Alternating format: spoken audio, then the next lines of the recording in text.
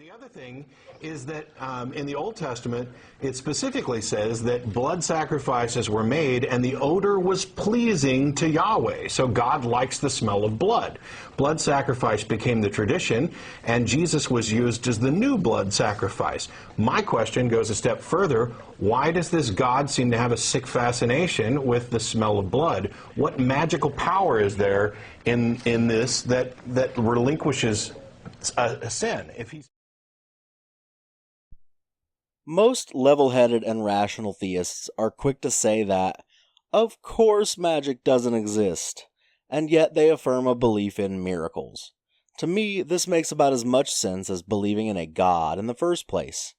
Google defines the word miracle as an event that is not explicable by natural or scientific laws and is therefore considered to be the work of a divine agency, and the word magic as the power of apparently influencing the course of events by using mysterious or supernatural forces. I don't know about you, but those sound suspiciously similar to me. For example, I'll take Noah's Ark, an obviously fictitious tale stolen from earlier Near Eastern myths, and ask a few simple questions to illustrate my point. How did God flood the earth? Magic. How did the marine life survive the mixing of the fresh water and salt water? Magic. How did the people and the animals on the ark survive the change in elevation? Magic. How did the animals have enough to eat? Magic. How did the vegetation survive the salting of the entire earth? Magic. How did God get rid of the water? Magic. I think you get the point. This is far from the only story where God's miracles are indistinguishable from magic, but I'll spare you a very long list. Pretty much any time God supposedly acts in the Bible, his actions are essentially magic. When so much, if not all, of God's supposed actions can be reduced to magic, why do theists insist that miracles happen, while at the same time denying that magic exists? To be consistent, which doesn't seem to matter to most theists anyway, they either need to accept both or deny both. And you can tell which way reality tends, which again doesn't seem to matter to them. Though Christians won't outright admit it, Christianity is basically a cult based around sacrificial blood magic. Since God's miracles are equivalent to magic, Jesus' crucifixion is essentially the mother of all blood magic rituals. His act of substitutionary atonement, immoral as that is in its own right, by way of ritualistic human sacrifice, is analogous to the animal blood sacrifices that would have been practiced by most past, contemporary cultures, except many magnitudes greater.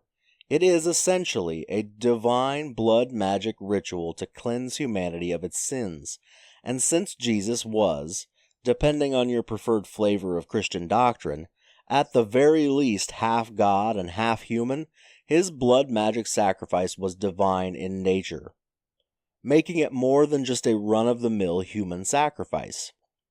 Since divine is indistinguishable from magic, Jesus' sacrifice and subsequent resurrection were clearly a form of sacrificial blood magic. It amazes me how Christians vehemently loathe the idea of human sacrifice as occult magic, and yet they worship a human/God blood sacrifice. No matter what way you slice it, Christians worship a human sacrifice, and it's absolutely disgusting. They claim to be above the nonsense of sacrificing animals, but they fall on their knees before the cross, wear cross pendants around their necks, and symbolically eat his flesh and drink his blood, a constant reminder of this blood sacrifice. The hypocrisy couldn't be any clearer. These people need to take it one step further and denounce the entire crucifixion narrative as the nonsense that it is. They need to leave behind first-century mythology and join us in the modern world.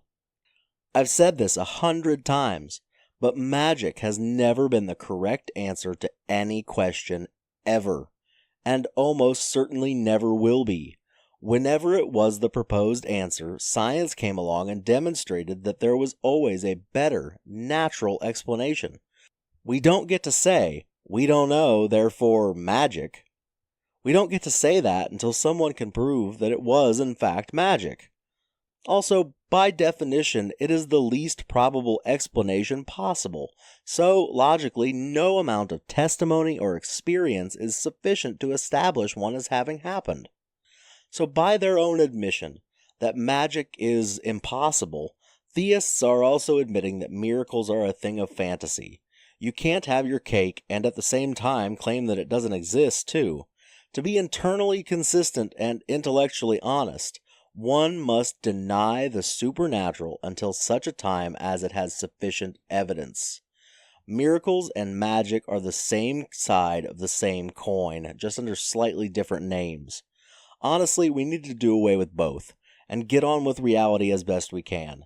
As far as I can tell, there is no such thing as magic, and there are no miracles. There is just the natural world. It is beyond time that we put away childish things and grow up.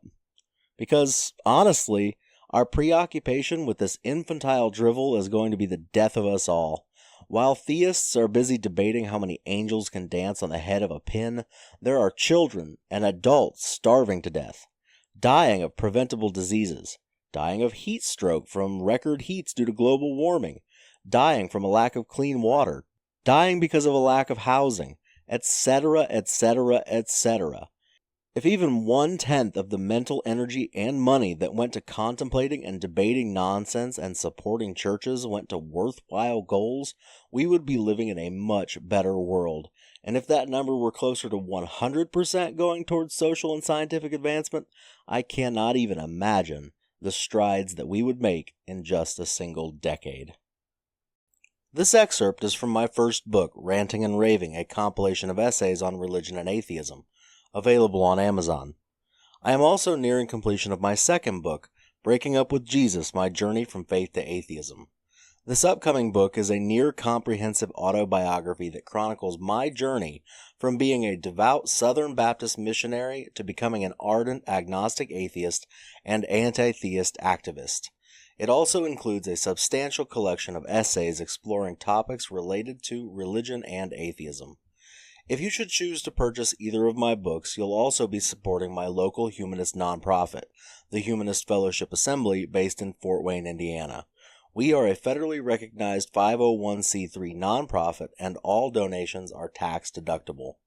So if you'd like to make a donation of any size, you can visit www.thehumanistfellowshipassembly.org. If you'd like to receive a copy of my first book in exchange for your donation, simply note that in the donation form, and I will personally ensure that you receive a copy free of charge. Thank you for your support, and have a wonderful night.